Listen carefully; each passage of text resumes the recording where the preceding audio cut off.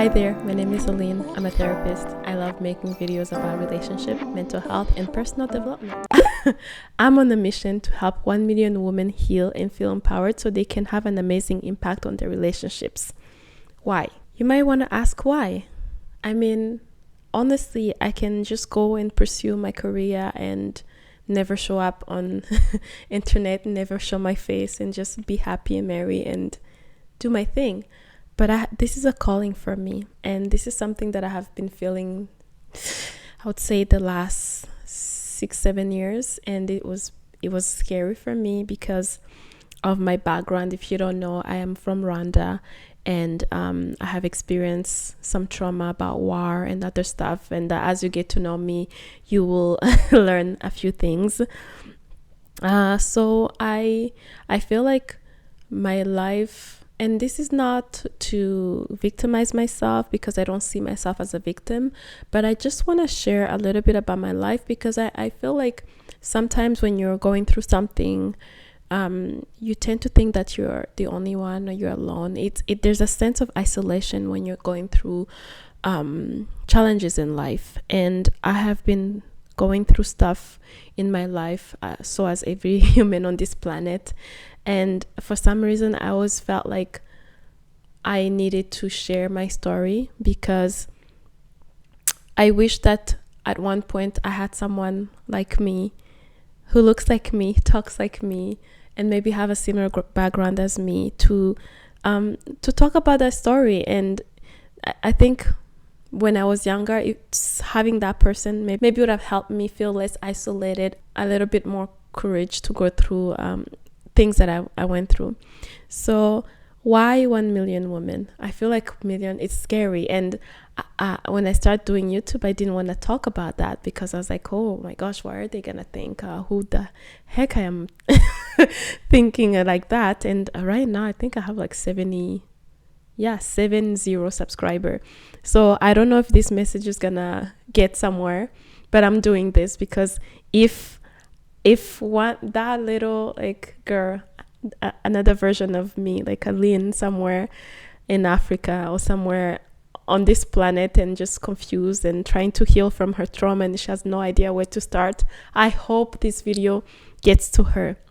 And I hope she can learn that within her, there's so much strength that God doesn't put you through something just because there's a purpose to pain. So this is one of my messages. It's like pain has a purpose, but suffering is a human, I would say suffering is a human construct because pain is part of this life experience, but suffering is when you resist the pain and you try to you try to keep it on you and to stick it on you. What I mean by that is like pain is inevitable.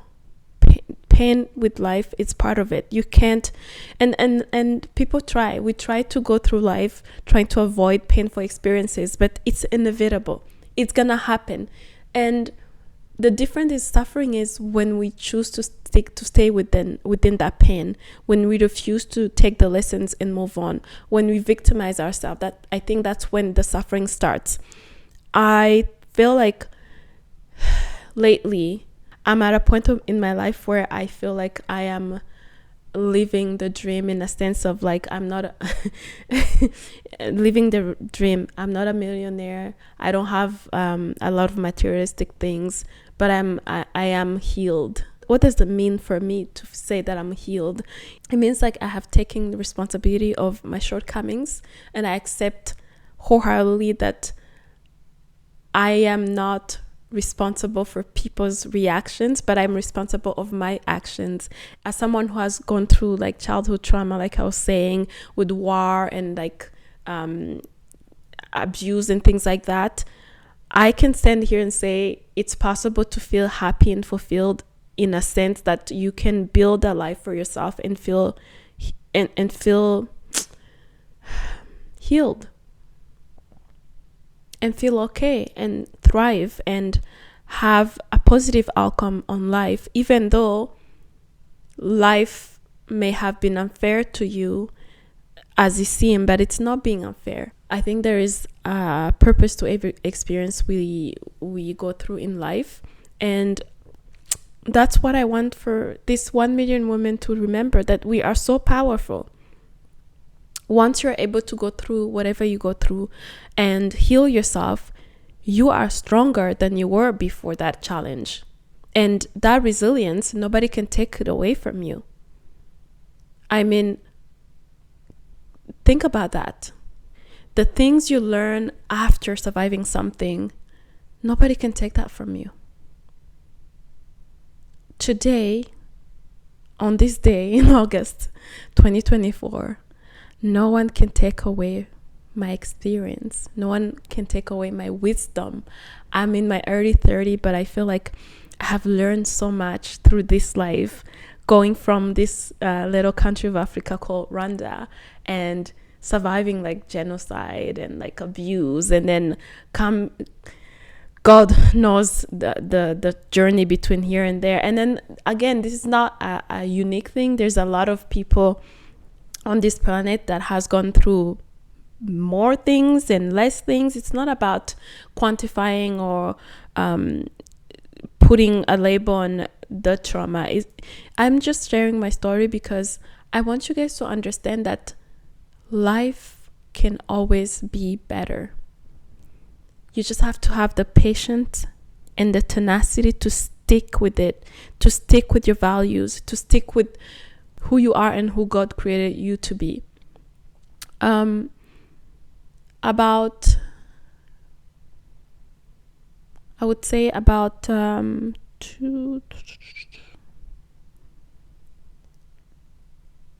3 years ago, I literally thought my life was done. Like, I found myself ending a toxic marriage, and I found myself living alone for the first time with a child, a toddler.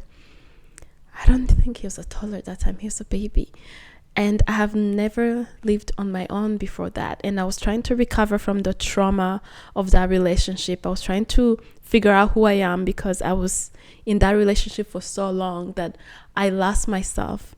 And trying to figure out life, I couldn't keep a job. I just could not work. I was so stuck. And I felt like it was the end of everything. I was so scared. Because if you ever been in a situation where there was like, it's either I leave or I don't know, I don't see myself alive. It was the most intense experience, one of the scariest time. And mind you, I have survived some really crazy things related to war. But at that time, I was here in Canada and I felt like my life was ending. The thing is, as women, sometimes we really define ourselves within our marriages, our relationships, and who we are for people. And when that role ends, and then it's like you have to struggle and redefine who you are and your identity. And that was a struggle for me. And I had already embarked on my healing journey. I wasn't at the beginning. I'm still on that healing journey. It's a ever evolving, ever changing. It's a lifelong journey that I'm on, and I want to take people with me. And that's why I'm showing up here on internet, talking to, 5 people. But listen, please, because I feel like we sometimes keep these things from sharing out of shame or fear and judgment. But I judge me. I'm here. Like, I am a child of God, and I'm always protected and loved. So, and I'm just sharing. I hope that this can help someone understand that you are worth so much more. You are an amazing creation. The Creator itself put you on this planet. And there was a reason, and it's up to you to define that reason and walk through that purpose for yourself. And after I left that relationship, I actually quit my job and I went to school full time to become a therapist. So now I am a therapist. It was hard. It was scary once again. if you're an immigrant, you know that you do not quit a full-time, full benefit government job. You do not. You do not leave that security to just go to school. For what? School can always come, right? No. I understood for me that in order to step into my purpose, that it was time for me to go get that. It's not even the experience, but the structure around what I wanted to do with, in terms of like my purpose again. I understood that I had to go and learn a little bit more about myself and understand my patterns and do like a deeper self-assessment, because I cannot help someone. I cannot, one of my professor in university used to say, you cannot take someone to a place you've never been. She's also a therapist, and that means like I had to go and face my own fears and darkness and face it so I can guide people to face their own. And I think that's the difference about nowadays, because the information is available. You can learn how to do so many things using YouTube, but to embody it and understand the experience and the vivid, like I can guide a woman who just divorced through that process because I know how it feels. We might not have the same experience, but I have an idea because I've gone through that. I can guide a woman who are going through chronic disease. I did have endometriosis. If you don't know that, Google it. It's one of the most painful things you can have as a disease. I've gone through that, and I can guide someone who's going through some stuff like that because I understand a little bit how it feels. I can guide someone in a toxic relationship because I've been there, done that. I can help someone heal from trauma related to sexual assault because I've been there and I'm here today. I have survived that as well. I can help someone heal from grief because grief was my companion for most of my childhood, losing my father and people around me. 1994, come on, like I know how it feels. There's so many stuff that I feel like I'm qualified to do, but I needed to go to school and do my master's so I can put a container around it, so I can learn the strategy, because I do believe that life teaches you a lot of things if you're listening. It's been a blessing and a curse for me to understand and to be observant of life. I define myself as very sensitive, so I observe a lot, and I tend to like pick up on energies and people and feelings and stuff, and it used to be so overwhelming, and today I tell you sometimes it can get overwhelming too if I don't take care of myself. But I've been able to do that, and then thank God I was able to be curious and go to school and find something that was in alignment with my interest, my curiosity. But at the same time, I say it's a curse because when you're hypersensitive and then you come from a background with trauma and then you don't have the words or the guts to express those things, because it's like scary, you don't want to be judged, you don't want to ruffle the feathers, you tend to take that in, and it's confusing, and if it can be isolating and you feel lonely. But I was able to have journals. Journaling has saved my life. I think if you have seen any of my videos about how to or helping with the personal development, I always talk about journaling because it really helped me understand myself even more on a deeper level. And I think that's the number one thing that really helped me. Coming back to what I was saying about this video, about wanting to help that 1 million women, I feel so empowered in where I am today because I was able to get help from mentors, coaches, therapists. At one point in the last 2 years, I was seeing 2 therapists every week. One for EMDR, it's like for trauma, and then the other one was like for school stuff. And also just to keep myself grounded in my purpose and who I am and where I'm going.